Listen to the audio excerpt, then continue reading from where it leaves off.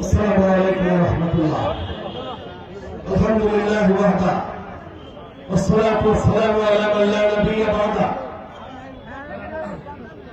وقال الله تبارك وتعالى إن الحكم إلا لله.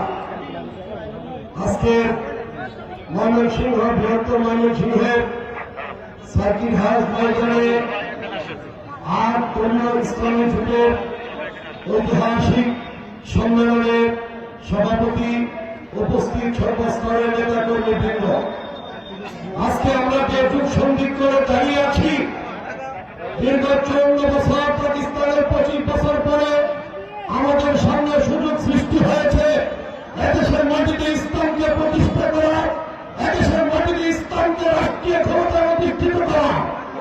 আজ দেশ দুই ভাগে বিভক্ত হয়ে গিয়েছে, এক ভাগে দাজ্জাল বাহিনী, আরেক ভাগে ইমাম মাহদীর কাফেলা।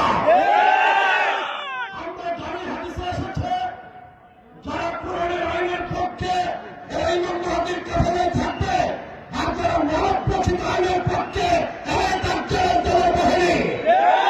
এই বাহিনীর মধ্যে যুদ্ধ অনুষ্ঠিত হবে।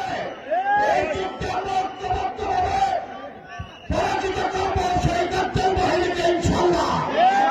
আমরা ভয় পাবো না, আমরা ঐক্যবদ্ধ থাকবো। আমরা সকলে ভাই ভাই, ইন্নামাল মুমিনুনা ইখওয়া, মুসলমানের ভাই। আমরা আমরা নেতৃবৃন্দের সাথে আনুগত্যের শপথ দিয়ে আগামী নির্বাচনী যুদ্ধে বিজয় অর্জন করে ছাড়বো ইনশাআল্লাহ। এই বৃহত্তর ময়মনসিংহ ইসলামের ঘাঁটি কোন পাপাচারের ঘাঁটি হতে পারে না, দুর্বৃত্তের ঘাঁটি হতে পারে না। এই বিজয় চিনিয়ে আনতে শিশাকে আহ্বান জানিয়ে আমার বক্তব্য শেষ করলাম। আসসালামু আলাইকুম ওয়া রাহমাতুল্লাহ।